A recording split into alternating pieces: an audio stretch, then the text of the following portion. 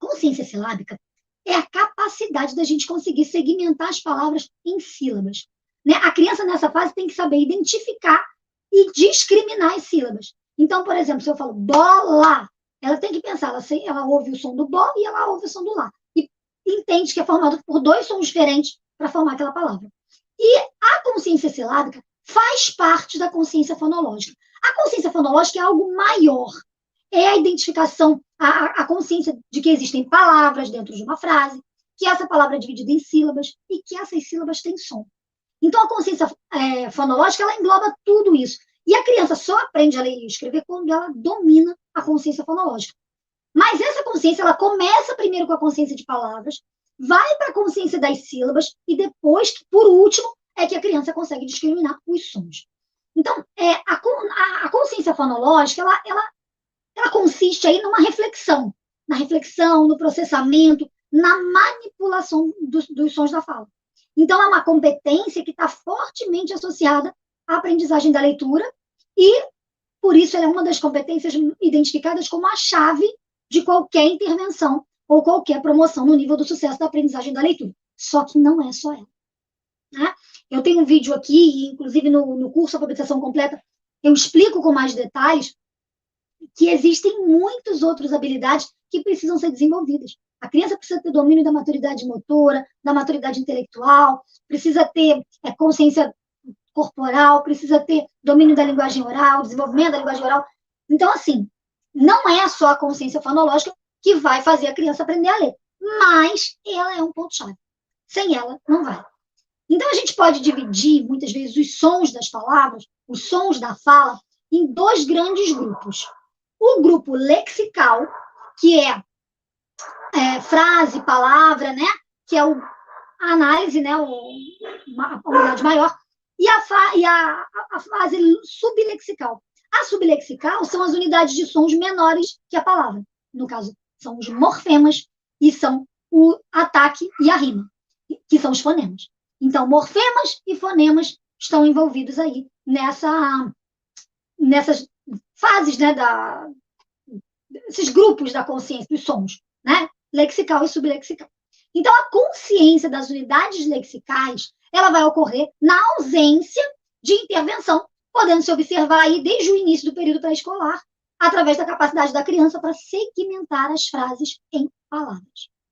E ao nível da consciência das unidades sublexicais, existem desde as unidades maiores, né, como o morfema e a sílaba, até as unidades intrassilábicas, menores, né, menores do que a sílaba, que são o ataque e a rima e o fonema. O ataque, a rima e o fonema. Vou falar sobre isso aqui, vou explicar isso. Então, essas três, o ataque, a rima e o fonema, eles revelam depender de algum grau de intervenção por parte do adulto para a criança conseguir entender. Ok? Então, vamos entender melhor isso. Vou explicar melhor isso. Vamos lá. Aqui. Então, consciência fonológica, ela engloba a consciência da palavra, consciência da sílaba, consciência do som. Hoje, aqui, nós vamos falar da consciência da sílaba. Dentro dessa consciência da sílaba, a gente tem os morfemas e os fonemas. Dentro dos fonemas, a gente tem dentro dessa unidade menor, sublexical, a gente tem o ataque, a rima e o fonema. Como é que funciona isso? Vamos lá. O morfema é a menor unidade de som que tem um significado. Então, é a menor unidade de som que tem um significado. Não é a sílaba, especificamente, tá? É a menor unidade linguística que possui um significado, mas ela traz raiz, ela traz afixo, ela traz formas livres. Por exemplo, mar é um morfema. Né? Por exemplo, formas presas. Sapato. Sapato é um morfema, dá para entender. E o O vem depois. Né? Casa, por exemplo, ó, tá ali. Casa. Casa são dois fonemas. Casa e A, dois morfemas, né? Separado. Casa e o S separado. Casas. Então, o casa que vai dar o significado. Por isso ele é chamado de morfema. Tem gente que fala que o morfema é a palavra, mas não é necessariamente a palavra. É a menor unidade com significado. Ok? E a sílaba, ela já se divide em duas unidades intrassilábicas menores. né, que são menores que a sílaba, o ataque e a rima. Então, a gente tem estrutura silábica, que corresponde à sílaba, e essa sílaba ela se divide em ataque e rima. E dentro disso tudo, a gente tem o núcleo e a coda. Como é que funciona isso? Vamos lá. O ataque e a rima. O ataque, ele é uma parte facultativa aí da consciência da sílaba. Ou seja, ele pode até não existir, mas se ele existe, ele é composto aí pelas consoantes iniciais. A rima já é obrigatória, né? Está lá na sílaba e ela é formada pelas vogais e pelas consoantes dentro do ataque. E dentro da rima existe um núcleo. Vou botar aqui exemplo. Dentro da rima existe um núcleo que é um componente obrigatório da sílaba e é constituído pela vogal, podendo ainda existir a coda, que é constituída pela consoante à direita da vogal. Então, a consoante à direita é a consoante que vem depois da vogal. Então, por exemplo, eu tenho mar. M é o ataque, ar é a rima, que é o que vai mar, bar, né? É o que vai dar, não é o M que vai dar a rima, é o ar. Então, essa é a rima. E aí, na verdade, qual é o núcleo da palavra mar? A, ma, a. E qual é a coda? Que é a consoante que vem depois dessa vogal, que é o R. Para que a gente precisa saber disso? Vai usar isso na sala de aula? Não. Isso aqui é título de informação. Então, quando a gente usa a palavra mar, o ataque é o M, a rima é o ar. Dentro da rima, a gente tem o núcleo A e a coda, que é o R, tá? Agora, no caso do fonema, isso aí é no caso do morfema, né? Da sílaba. No caso do fonema, o fonema é a menor unidade de som, mas na língua, né? A menor unidade de som da fala da língua, passível de introduzir aí a alteração de significado, por exemplo. Então, eu tenho pato e tenho mato. O fonema, né? O som, esse único fonema, ele pode modificar todo o significado. Então, por exemplo, entre as palavras mar e lar, também trocou o M, trocou o L, trocou aquele som, mudou totalmente o significado. Então, a alteração de significado em resultados diferentes, né, em fonemas diferentes, em posição do ataque. Então, ele está na frente. Por isso que chama ataque. É aquele fonema que está na frente e que pode mudar o significado da palavra toda. Então, a intervenção junto de crianças de educação infantil deve começar com atividades de promoção do desenvolvimento de unidades maiores. Então, primeiro, na educação infantil, você começa com a consciência de palavras, depois você vai para a consciência de sílabas e consciência de rima. Para trabalhar o som, normalmente, na educação infantil, a gente trabalha o final, né? A rima, bar, lar, mar, né? Depois a gente trabalha o inicial, pato, mato, gato, fato. Né? Você trabalha tanto com a rima quanto com o ataque e vai modificando ali o núcleo, a corda, enfim. Agora, com o objetivo de fazer a criança sintonizar os sons que a gente ouve, né, dentro das palavras, é que a gente faz esse trabalho. O trabalho de consciência de sílaba. Sem a consciência de sílaba, a criança não avança. Então, a consciência silábica, ou seja, a consciência da sílaba, ela é a capacidade do aluno identificar, adicionar ou subtrair as sílabas numa palavra. E pode ser observada aí durante os anos da educação infantil, se desenvolvendo aí em circunstâncias normais, na ausência de uma intervenção. Ou seja, naturalmente a criança percebe a palavra. Naturalmente a criança percebe a sílaba. Os pedacinhos, que a gente chama. Os pedacinhos. Quantos pedacinhos tem aquela palavra? E isso não precisa de grandes intervenções.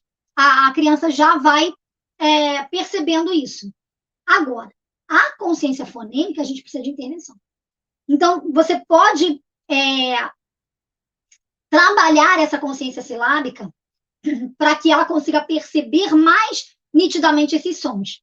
Então, atividades que a gente pode fazer de consciência silábica. Vou dar exemplos aqui para você poder usar aí na sua sala de aula, para você já botar no seu planejamento do próximo ano, enfim. Você pode fazer essa atividade brincando com eles como se fosse na hora do lanche.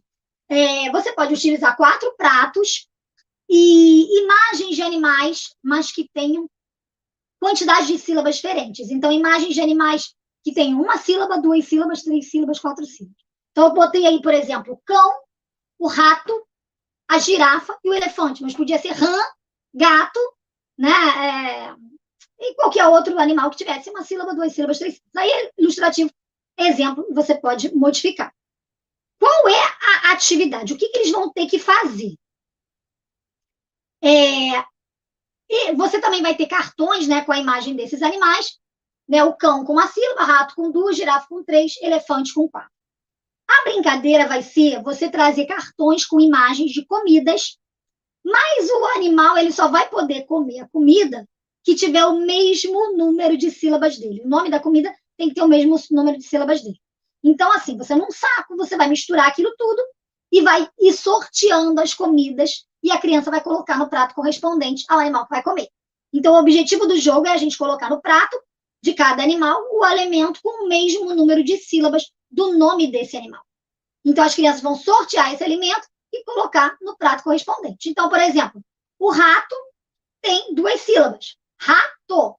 Então, ele só vai poder se alimentar de alimentos que têm 2 sílabas.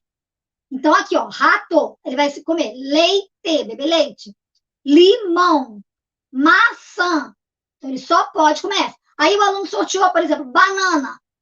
Não é o rato que vai comer a banana. É um animal que tem... Aí ele vai ter que pensar, banana, 3 sílabas. Então, ele vai levar aquilo para o animal que tem... o nome do animal tem 3 sílabas. Então, uma maçã. Qual é o animal que tem a quantidade de sílabas da maçã? Quantas sílabas tem a maçã? Maçã, 2. Então, qual é o animal que tem 2 sílabas? E você vai brincando com ele, né? Onde que a gente vai colocar a maçã? Para que serve a maçã? Que outro alimento começa com o mesmo pedacinho da maçã, do mar? Né? E aí você pode perguntar o número de sílabas, você vai trabalhando isso com os alunos. Para ajudar a criança a descobrir esse número de sílabas, você pode bater palma, você pode contar o dedo, você pode dar passos. Então, ó, banana, ou você pode banana. O que você vai fazer vai da sua criatividade. Mas o importante é a gente ajudar a criança a avançar. Então, a amiga girafa, por exemplo, comeu uma banana, um morango e uma cenoura. Banana, 3. Morango, 3. Cenoura, 3. E aí vai, tá? Uma outra atividade que a gente pode fazer com os alunos, para desenvolver a consciência silábica, é usar uma lista de palavras que sejam organizadas de acordo aí com a extensão da estrutura silábica. Então, o objetivo do jogo é você dar passos, dar o número de passos correspondente ao número de sílabas que tem a palavra. Então, por exemplo, para chegar numa casa, a professora vai falar o nome de uma palavra e o aluno vai ter que contar as sílabas dessa palavra, né? E vai andar conforme tiver essas sílabas. Então, o objetivo é dar o número de passos correspondente ao número de sílabas que constitui essa palavra. Para chegar nessa casa, a professora fala o nome da palavra, né? E o aluno vai ter que contar esses passos de acordo com o número da sílaba daquela palavra. Então, a gente vai começar, né, com estruturas silábicas mais simples, né, do mais fácil para o mais difícil. Primeiro, palavras de sílabas. Gato, mato, suco, coisas assim, palavras simples, consoante vogal. Depois você passa para palavras trissílabas, ou seja, palavras que têm 3 sílabas, né? Com estrutura silábica simples, banana, cama, coisas fáceis deles poderem perceber sonoramente. E aí, gradualmente, você vai passar para estruturas silábicas mais complexas, como mel, fruta, porque ele pode dizer mel, né? Então, mel, para ele entender que é uma coisa só. Fru, tem outro somzinho misturado aí, né? Borboleta, que já é uma palavra maior. Então, você vai aumentando o grau de complexidade conforme for ficando mais fácil para a criança, ok? E, por exemplo, a palavra fada. Quantos passos eu vou dar na palavra fada? Então, você pode brincar. Fada, 2 passos. Ele vai dando 2 passos. A palavra jardim, por exemplo. Jardim, também 2 passos. Então, a atividade vai terminar quando todas as crianças chegarem no fim do percurso. Então, você vai com um saco, chega na criança, ela tira a imagem, não é a palavra escrita, é a imagem, e aí ela vai andando, ela vai falar a palavra, falar com o que está ali, e vai dividir aquilo em pedaços e vai andar conforme ela for tirando aqui. Então, ganha quem chegar no fim do percurso mais rápido. A gente pode fazer uma outra palavra, uma outra brincadeira também, que é de encontrar palavras dentro de outras palavras, né? Encontre palavras dentro de palavras. E aí você vai, qual é o objetivo? É proporcionar para as crianças momentos em que ela pense na palavra e descubra outras palavras dentro dessas. Então, aprimorar essa habilidade de consciência silábica nesse processo de aprendizagem da leitura e da escrita. Então, o objetivo dessa atividade é encontrar as palavras dentro de palavras maiores. Por exemplo, caracol. Então, tem caracol, você encontra cara, né? Uma segunda atividade que você pode fazer também, uma outra atividade, né? Segunda, eu já falei alguns aqui, é de manipular ainda mais as sílabas e as letras, formando novas palavras. Então, você pode pegar as letras da palavra caracol. Então, vou botar aqui, ó, para a gente ficar mais fácil da gente ver. Então, vamos lá, vamos junto comigo aqui. O que a gente pode encontrar na palavra caracol? Com essas letras. Já encontro cara aqui, né? Arco. Posso encontrar cola. Posso encontrar... O que mais? Que outras letras que outras palavras eu posso formar aqui com caracol? Arca, com essas letras aqui da palavra. Lar. O que mais? Tem mais palavras que eu posso achar aqui. Só com as letras da palavra caracol, ó. Ralo. Caro. Cola. Já botei cola. Cal, né? Pá de cal. Lar. E aí vai. Você pode continuar essa brincadeira, digamos assim, com a palavra caracol ou com outras palavras também você pode trabalhar. Então, são exercícios que você pode brincar com os sons, brincar com os pedaços, brincar com a palavra para desenvolver a consciência da sílaba. Então, por exemplo, você pode fazer várias atividades que usem essa contagem, né? O que eu também costumo fazer muito? Quando eu pego uma palavra, eu posso trabalhar, por exemplo, fada. Fada. Então, eu escrevo a palavra. Quantos pedacinhos tem essa palavra? Fada. 2 pedacinhos. Eu escrevo fá e escrevo dá. Quantas letrinhas tem essa palavra? Então, eu pego a palavra inteira, divido em 2 e divido em mais pedaços. No caso, 4, no caso da fá. Vocês estão entendendo essas questões? É muito importante a gente entender o que acontece, né, e como acontece o desenvolvimento das habilidades importantes para a alfabetização, porque esses conhecimentos vão te ajudar a trabalhar o ensino. Vou falar aqui mais umas atividades que eu lembrei aqui de trabalho de consciência silábica. A criança pode contar, né, ou com massinha, ou com canetinha, ou com o que você quiser, as sílabas. Então, muitas professoras elas vão utilizar as palmas também como recurso, né? E o que você tem que fazer é ter um modo para que a criança possa mais facilmente, né, identificar essas sílabas.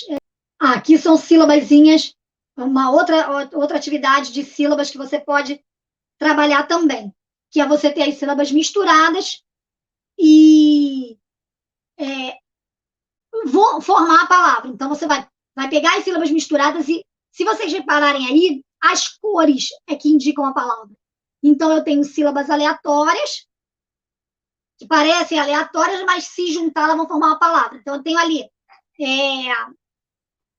o por e o tá, de azul.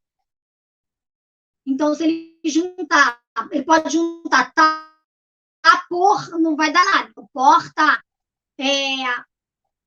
O chocolate até que não tá misturando. Lobo, não tá na cor, não. Tá diferente. Mas ela vai juntar as sílabas e vai formar a palavra.